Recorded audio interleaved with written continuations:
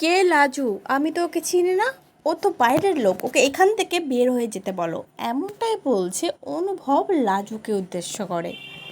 পুরোটা জানতে ভিডিওটিতে লাইক দিয়ে চ্যানেলটা সাবস্ক্রাইব করে দেখতে থাকুন।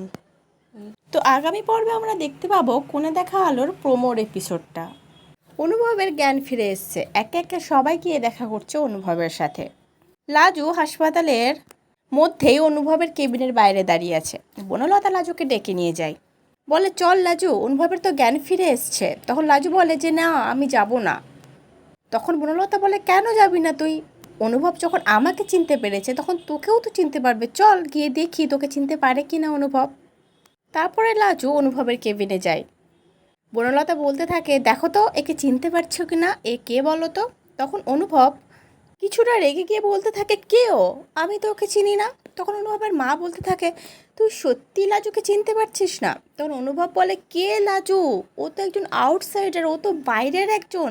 ওকে কে নিয়ে এসছে আমার কেবিনে? ওকে এখান থেকে বেরিয়ে যেতে বলো, আমি ওকে চিনি না, আমি ওকে সহ্য করতে পারছি না।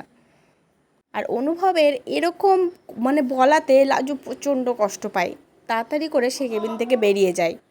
কেবিন থেকে বেরিয়ে লাজু একটা জায়গায় দাঁড়িয়ে খুব কাঁদতে থাকে। কাঁদতে কাঁদতে বলতে থাকে খিটকেল আমাকেই চিনতে পারছে না, আমাকে একদম ভুলে গেল খিটকেল, আমাকে তার মনেই নেই।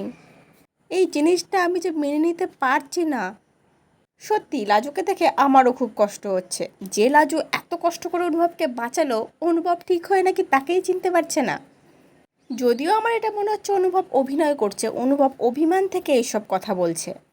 সেই যে লাজু ডিভোর্স পেপারে সাইন না করে অনুভবকে না জানিয়ে সুদীপের সাথে চলে গেছিল, সেই অভিমানটা এখনও অনুভবের মধ্যে আছে। তোমাদেরও কি তাই মনে হচ্ছে বন্ধুরা? কমেন্ট করে কিন্তু জানিও। আর এই প্রোমোর এপিসোডটা কেমন লাগলো সেটাও জানিও। পরবর্তী আপডেট নিয়ে তাড়াতাড়ি আসছি, সঙ্গে থেকো, সাথে থেকো, চ্যানেলটা সাবস্ক্রাইব করে দিও। ধন্যবাদ।